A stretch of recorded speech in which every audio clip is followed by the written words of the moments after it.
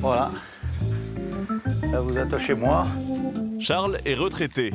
Il vit dans cet appartement depuis 30 ans. Je suis bien chez moi. J'y ai tout fait, j'ai tout construit. Je suis parti de A à Z et j'ai tout refait complètement. Un bel appartement, certes, mais pas toujours très propre. Voilà l'état des lieux. Quand on laisse ouvert, il n'y a pas de problème, tout vient se déposer de partout. Et on est obligé de faire la poussière tous les 2 jours, c'est sûr et certain.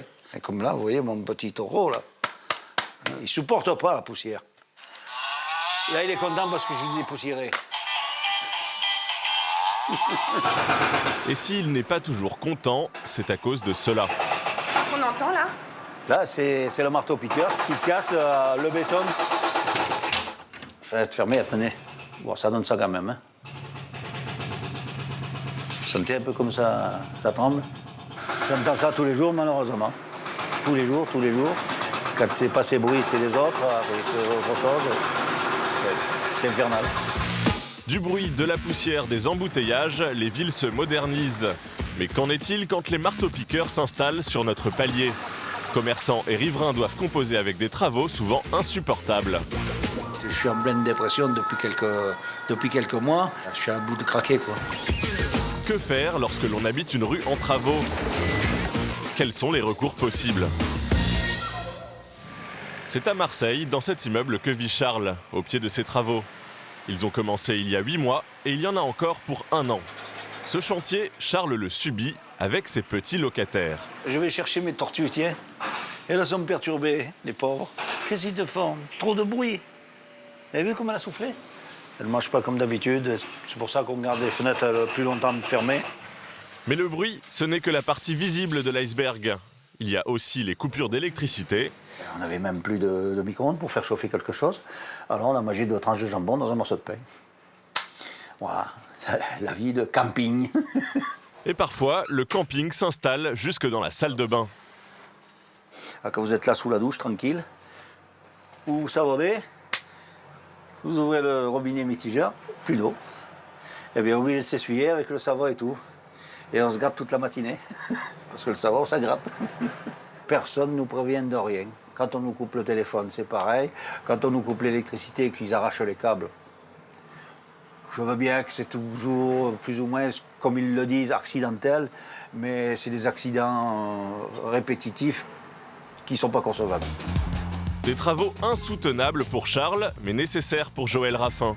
Il travaille à la communauté urbaine de Marseille en charge de ce chantier.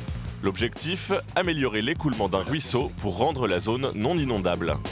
On ne peut pas faire prendre des risques en matière d'inondation. Il faut faire cet ouvrage.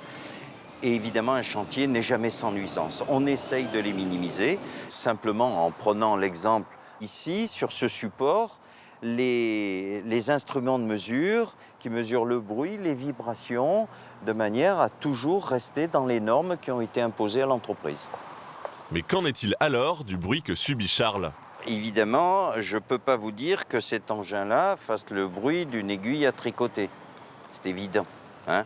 Mais ce sont des engins qui nous permettent d'aller le plus vite possible. Le plus vite possible, au risque de créer des coupures d'eau et d'électricité. Les concessionnaires sont toujours très attentifs, dès qu'il y a une coupure, de la rendre très limitée en durée et d'apporter toutes les informations aux riverains. Aux riverains, mais également aux commerçants, eux aussi victimes de ce chantier. Pierre a un restaurant en face de chez Charles. Ouvert il y a 4 ans, son établissement de 250 places ne désemplissait pas jusqu'alors. Les activités ont baissé depuis qu'il y a les travaux. Ça fait déjà 4 mois et nous atteignons moins de 30%. Là où on parle, nous sommes sur la terrasse, qui était la terrasse et qui est devenue une voie de circulation pour les camions et pour les pompiers. Il y avait un accord qui était prévu pour qu'entre midi et 2, ça s'arrête. L'accord n'est plus respecté depuis quelques jours. Vous avez le tractopelle à 1h15 qui charge un camion. 13h15, c'est l'heure du 2e service. Des clients courageux déjeunent en terrasse. Effectivement, ici, de temps en temps, ils ne savent pas s'arrêter entre midi et 2. Donc ça, c'est un problème. On a essayé de se choisir d'ailleurs une table qui ne soit pas trop dans la poussière.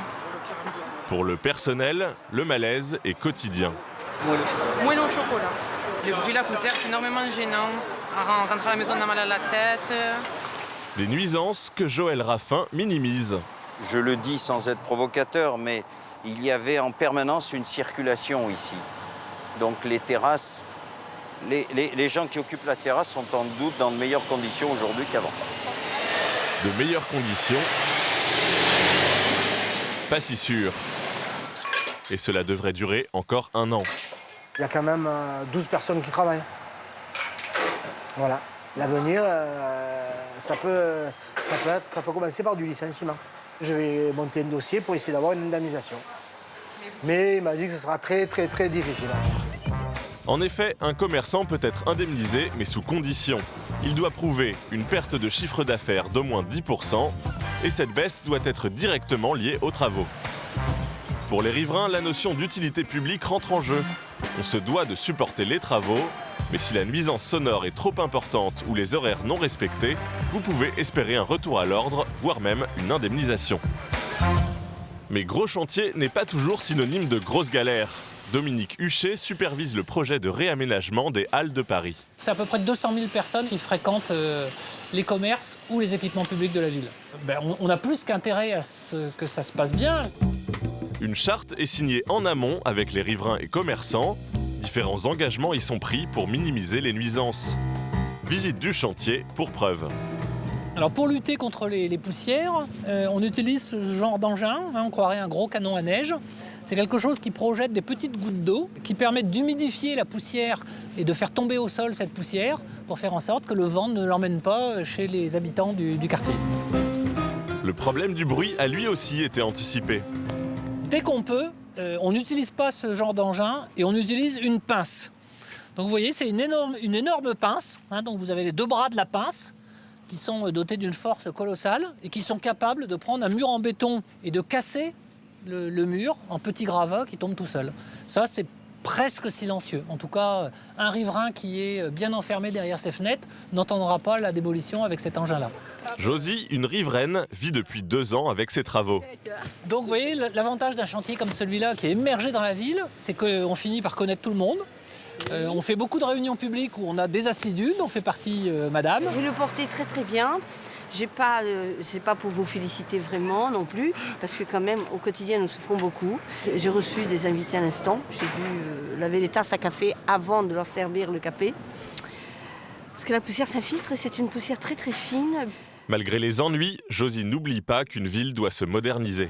C'est des travaux gigantesques qui vont nous coûter très cher, mais qui sont bien menés. Ils sont bien menés quand même, parce que c'est pas simple. Vous avez une grande responsabilité. C'est pas nous ça, Oui, c'est pas notre voilà. chantier. Non.